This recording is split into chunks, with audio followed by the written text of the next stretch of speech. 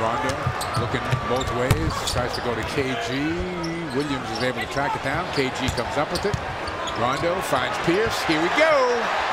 Got it!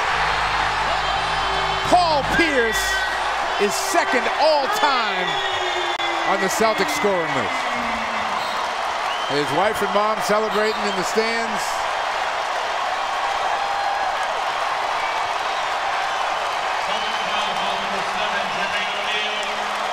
Jermaine O'Neal the foul, but the moment belongs to Paul Pierce.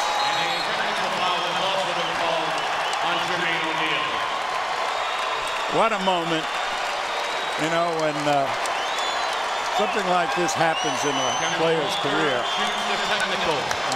It's just something you never forget. Why is he... O'Neal picked up a technical foul. Oh.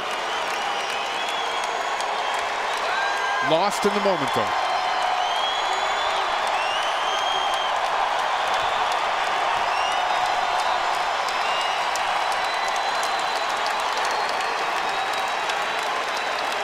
Yeah, we watched this guy come in as a rookie.